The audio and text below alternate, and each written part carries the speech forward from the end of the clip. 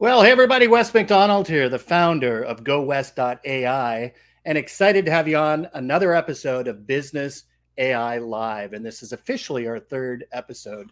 And today's guest is actually one of my favorites. It's a service that I've been using in my business now for the better part of 8 or 9 months. And the first time that I saw the availability of SECTA Labs and their AI headshots, it completely blew me away. And if you're on my LinkedIn profile, if you're on my website, you're going to see a lot of images of me, which look very much like me, but I can guarantee you they're 100% AI generated. So without further ado, I'm going to bring in our guest, Marko Jak. And Marko, how are you today?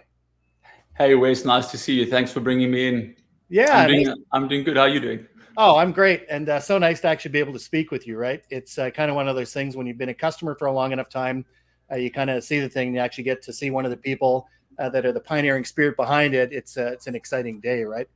Yeah, it's really, really cool to see you as well, because when you first used the product, I don't think it was that good. I mean, it was okay still then. And now just to see your pictures like evolving over time. And now I can't even tell the difference between your AI photos and you on the camera, which is good. It's so funny when I posted the promotional image, kind of getting ready, right? That I did quiz people on which of these, people is the only one that's actually using a real, headshot, right? And so many people thought that my picture was the one because it just looks so natural, right? It's it's kind of crazy, right? And that's kind of the age we're moving into, right? So we're seeing a lot of different things with AI, and my perspective and the things that I do are business related, right? So I'm always interested in seeing where AI can be used from a business perspective. We are all on LinkedIn. We are all doing social media. We are all doing, these different, things online to, I guess, promote our personal brand, etc. And this is such a game changer for how we, present that, right? So one of the things I always like to start out with is, where are you watching from? So when you join us today, let us know which part of the world you're in. We obviously get a global audience. And maybe we'll start with us. So I'm joining in from Canada, just across the border from Buffalo. Go Bills. And I've been here now in this location, probably for the past 3 years. So Marko, what about you? Where are you joining us from? Yeah, I'm in Austin, Texas. That's where I'm dialing in from. Wonderful. And look we got Greg Walters coming in, and is AI. Great to see you there. And it looks like we actually do have SECTA Labs joining us as well, which is great. Hey, yeah, I signed in on the comments. Oh, that's awesome. Well, I'd appreciate you being here today. And maybe by way of introduction, I'll get you to introduce yourself to our audience. But maybe we can frame this a little bit, right? So talk about how this all got started when we're talking about AI headshots. What was the first spark? Yeah, so the backstory is actually, I've always been building within the AI space. My first startup was in 2015. It was in the text part of AI, and this was prior to many of the advancements that we now have. So it was a very, if I think about what we built then compared to what we have now on the LLMs and open AI's models. But I've always been involved in the space. And end of last year, I also saw these sort of fun avatars come up. I don't know if you also saw there was these. That's how I started. Yeah. And I was kind of interested in the principle, in the tech, but I didn't see the application of it because, well, I mean, who needs a fun avatar at the end of the day? Maybe, it could be kind of fun just to try out. And at the end of the year last year is when I said, let me just build something in the space. Let me try get something out there. Let's see what happens. And so I built a fun avatar service actually in December on actually WhatsApp. And the backstory is I gave it to my wife and she said, what am I supposed to do with this? One of those, like, you tinker in the garage and then your wife says, what are you doing? So it was that kind of thing. And then she asked me, can't you update my LinkedIn picture? And then that's where it all sort of started off. And we were the first in the world to launch in actually January. It just went mad. I mean, I gave it to a couple of people on like a Slack, the community. I told people I'm busy building this, and everyone was in a bit of doubt. Like, what is he talking about? How do you do that? And so a few people paid for it, and they were so kind of happy that they wanted to share online. At that point, we had no product. We had no like actual web application. It was just a form where you could pay. Right. And then I knew it was going to be big when I had to turn off the form because we had so many signups. And then I had people sharing the turned off form with other people for like, please join up the wait list to get access. So I was like, okay, this is going to be big. And then from there, we've kind of never looked back. Yeah. And I've been showing some of the pictures from one of my latest portfolio items as you've been talking through that. Right. And I was certainly one of the customers. I did start off with kind of the fun little avatar style, ones that are almost like cartoons, right? And like you said, there's novelty there, but how do you really use them? And what this has done, at least for me in my career, I'm actually going to bring up my website quickly here as well so people can see it, is that it's given me a way to have lots of different image choices on the fly as I'm changing, as my looks change and everything else, to very simply be able to add these things to my, portfolio, and to make sure that my brand and stuff, consistently has images and stuff of me that are up to date. That's right? awesome. So 100% of the images on my website, like literally 100%, are all generated, through your offering, right? And I tell people all the time as I refer them to it, if you're going to be on social, you need to have a variety of these things, et cetera, right? And it has come a long way. Certainly, like you said, for the first batches, versus the latest version that, we've kind of moved into, right? So, maybe we can talk a little bit about, and I know that we can go a little deeper, based on what you're doing now, right? Do you want to move through some of that? Yeah, sure. I just want to add something here that's Sure. interesting, is that we've got a group, we have a community of about 300 users, just people who are excited about the company. I think I need to send you an invite still. I haven't been there great. But and one insight that came from them was that people were using our product just to generate new pictures, and then including those pictures in their kind of social media posts. And they said, strangely, they were saying that engagement increases because it's a face, so people tend to stop when they see that. And then so their posts are much more engaging. And they say if they use the same picture though of their face, then people scroll past it because they assume they've already seen that, because I've already seen that picture. But if it's a brand new picture every time, they're sort of creating content with their face as personalized content, which is kind of what you're saying. And that's the first time I think anyone can actually do that, because previously it would just be impossible to create 300 different pictures of you, or just way too expensive. Well, and that's the problem, is price, right? And like you said, prior to the call, we were just talking with each other a little bit. Said that in the past, I've done professional AI headshots, right? Professional headshots before AI, and it was a very expensive process, and definitely not for everybody, right? And so this kind of does democratize things, right? I know I'm going to jump around here a little bit, and let's maybe talk about the democratization of that, because for me, I'll tell everyone on the line who hasn't had the pleasure of doing this, I would book my photographer in Toronto. That session usually cost me about $450 to $600, depending on how many rolls of film I wanted, right? So if it was three or four rolls, I would then get in my car, would drive to Toronto. For me, that's an hour and a half to 2 hours. I would go sit with the photographer. Hopefully I'm having a good day and that I don't have a cold or some other thing that gets in the way of my shoot, right? I go through the shoot. I never feel comfortable. They're telling you to smile a certain way and saying, look, I know a little less of that. You're getting wrinkles in your forehead. Can you bring that down more? So you go through this whole, thing. Then you wait for 2 weeks to get the headshots back.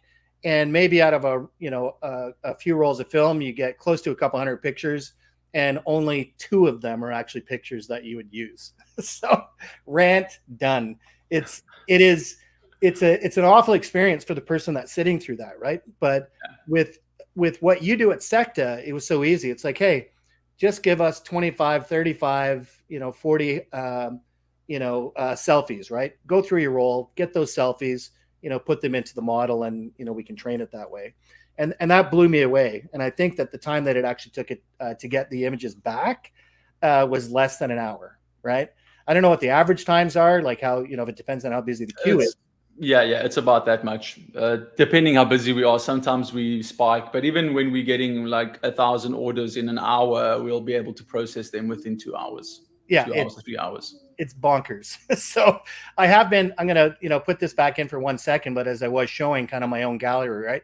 This is one of 4 galleries that I have currently. I got a gallery done for my wife as well. She's a retailer, and for her and her Instagram accounts, right, being able to post those pictures, like you said, you put that picture up, and I've done this. Here's a good example, right, where you can have a quote or something, over here on the right hand side, and use that as a social image to be able to post a message and stuff, right, with your signature and stuff.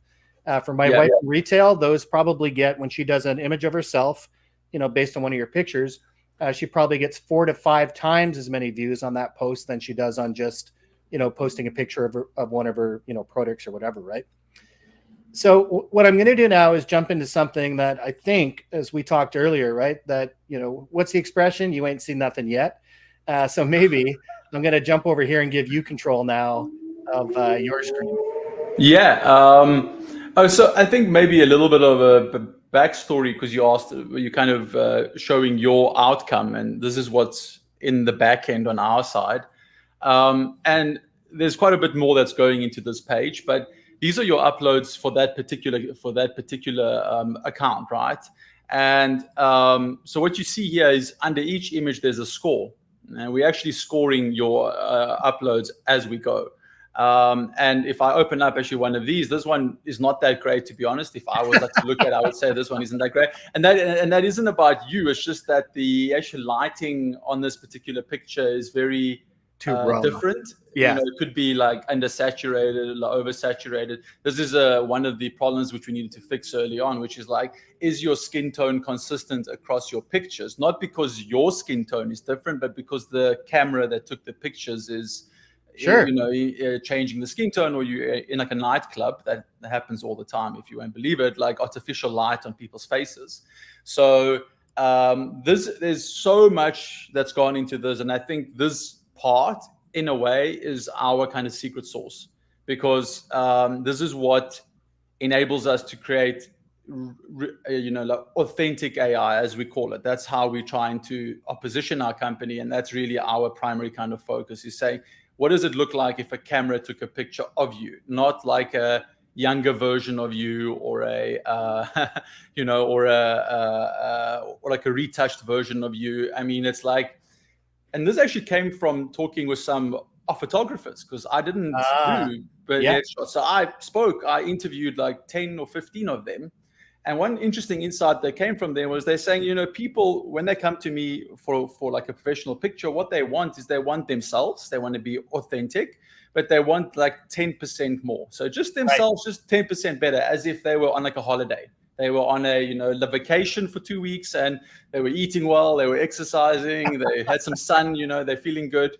And so that's what we're trying to do. The 10% better is by coincidence, because it's, it actually has a professional kind of feel to it. Sure. So this is what's going into it. And this is we're busy with a project now that will change this around 3 to 4x. So it will improve the generations even more, which I think will get us to 9 out of 10 people will get DSLR quality pictures. Wow. And I predict by the end of the year that we will be there, and I think we will be there by the end of this year. I've already seen 2 kind of LinkedIn posts online about people from our service posting photos of themselves and saying, can you guess which one isn't AI? Like, here's 5 pictures, and actually one of them isn't AI. And for 2 out of the 3, I couldn't guess. I didn't even know. Right. I was like, well, now that's good. And yeah. So this is the kind of secret sauce that's going in there. Oh, it's really neat to see, actually, because obviously, just as a user, I don't get to see, behind the scenes, right? Yeah. And it's kind of interesting that you say, when you talked about the scoring for the, the photographs based on lighting, et cetera, right? And I'm curious, is that all automatically scored, or do you still have the ability to go in there and adjust those if you want? It's really all automatically scored now, because what we're trying to do is the only way you can scale. Yeah. So, I mean, you can't really do it in like a manual way for people. So we're trying to make sure that upload page has everything that you might actually need. I can give you a demo of that page, but maybe let me stop sharing this one for now. Yeah. Here we go. Yeah, and it really is fascinating to think that we've come so far. And you mentioned that by the end of 2023, I mean, we're only months away, Marco. I mean, that's like Yeah. literally months away to be able to have that kind of capability. And it is kind of fun. One of the things that I've done with people is I share, and I'm sure people do this, they always share the images that it went completely sideways, right? And there were some in the past of me wearing kind of an Irish, bowler hat with, kind of the New Year's slogan across it and eyes going cross-eyed. Hands have always been a tough one, right? When people are crossing their hands and things like that. And I've noticed that the number of times that happens has decreased with every single version of the pictures that I've gotten, right? That hands have been solved now. Yeah, we've actually solved hands. The open source model that now has fully articulated points out of the joints, so you can sort of put your hands up like this, and the AI will paint in those particular joints. Yeah. Wow. So it just needs a good example. And it was funny, I put this one up earlier, AI headshot right here. Unfortunately, whoever the LinkedIn user in must be anonymous, or or if that is an AI headshot, they're not. That's a great picture. Yeah, they're not using SECTA Labs, that's for sure. And Greg did ask, how do you guys feel about some who might think that an AI headshot isn't you with filters, etc.? So let me think about that question. How do you guys? That's an interesting one. So like I've been asked this, right? And I mean, you've got there's definitely a time that we are coming into with deep fakes that there is a concern about that, right? Like you being able to just generate pictures of someone.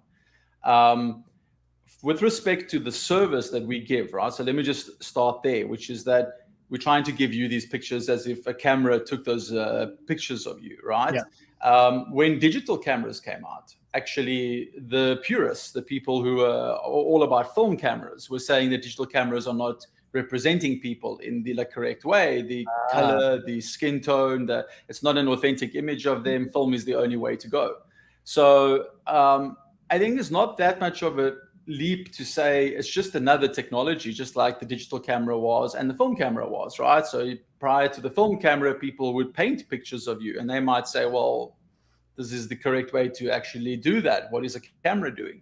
And so I really do think in cases where, exactly like your introduction, where you just want the outcome, you don't want the experience with the picture. For example, if you're getting actually married, you don't care as much about the picture as getting actually married. The picture is sort of part of that experience. So that's why we don't have like a wedding photo shoot or something. Not that we'll offer that ever. So, so it will be another technology that just replaces actually cameras. And so, yes, it can be used for bad, just like what's in Photoshop could have been used in the past to alter images. When what's in Photoshop came out, people were like, which "Oh my god, doing for years. Now alter images of people."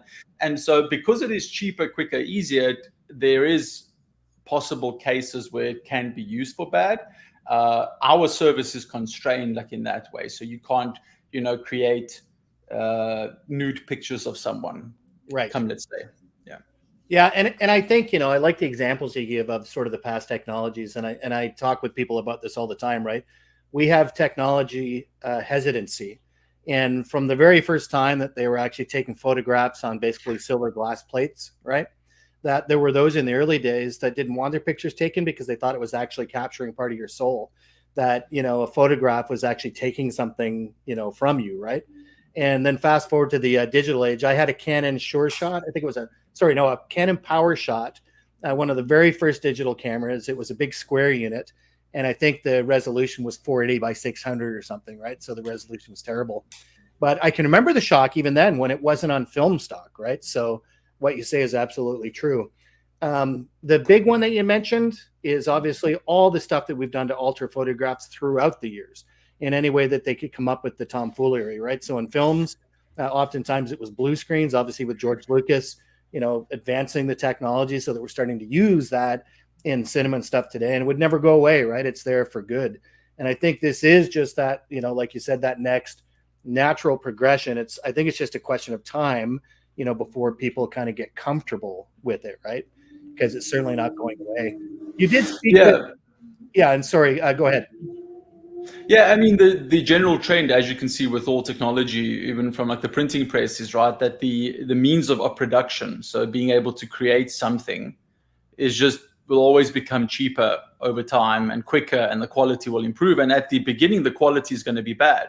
Yes. So when we started off, we had our photographers saying to us, "This is what's an attacky AI. It won't ever actually match a camera." And I was like, well, history is not in your kind of favor in that way. Rather say this technology can accelerate the parts of our production that people don't want to be part of. So if there's anything where you want a picture of yourself at the end, but you don't want the experience of that, or you want to see something at the end, that's going to change. Stuff where the experience is very key. Then, for example, you want to take pictures of birds. You don't want to generate a picture of a bird with AI. You want to take the picture and capture at the moment, capture part of the experience. Memory. Yeah. Right.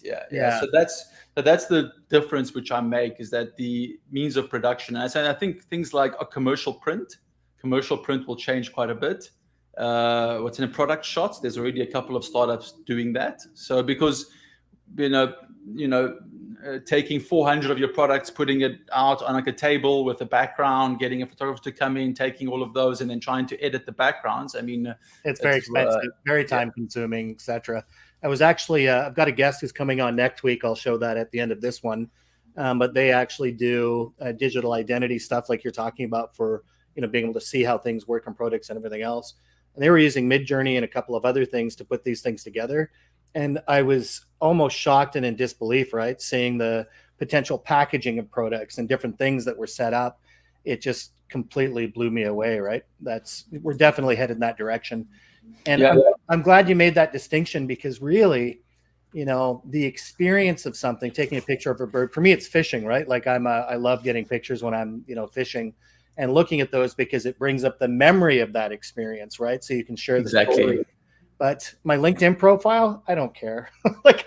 There is no personal connection with that photo on LinkedIn that I'm going to tell people about. Like, I remember that picture was taken, et cetera, right? So, I would though suggest that you create your shared gallery and you get input on it. I've got. Let me actually. Are you putting me up? I put you up there. I saw you playing around with something. This is a cool thing that we just built. So you can add pictures to a public gallery. So this is my public gallery link.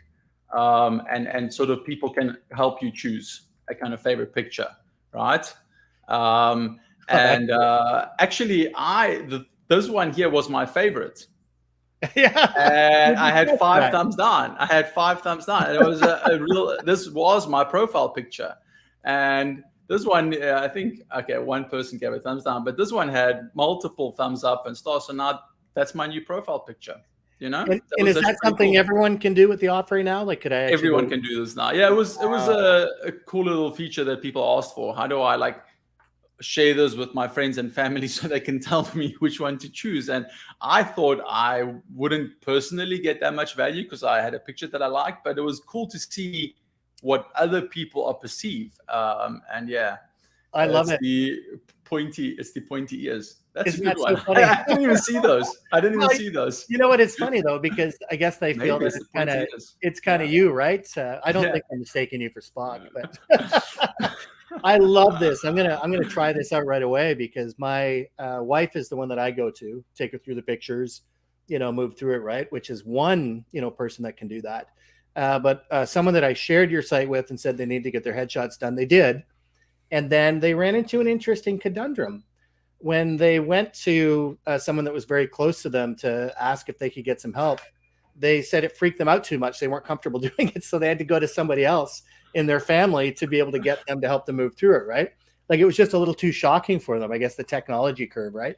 And if I had that ability, which I do, I guess now, to share that gallery and crowdsource kind of, what's going to go on my website and everything else, that's the best way to do it. I just love it. That's truly that democratization that I was talking about. Yeah, exactly. Yeah. The LinkedIn user says, it's definitely the pointy ears. So they love that. Oh, that's great. And Greg did come in with one more, and this one is a bigger one. So this sounds great on a bigger front. How do you guys see the impact of introducing AI to the masses in a very easy to use and instantly recognizable, application, right? Because that's one other thing I think we kind of touched on a little bit at the beginning. We talked about democratization, but something that for the masses is definitely, how do you see that impacting, our world?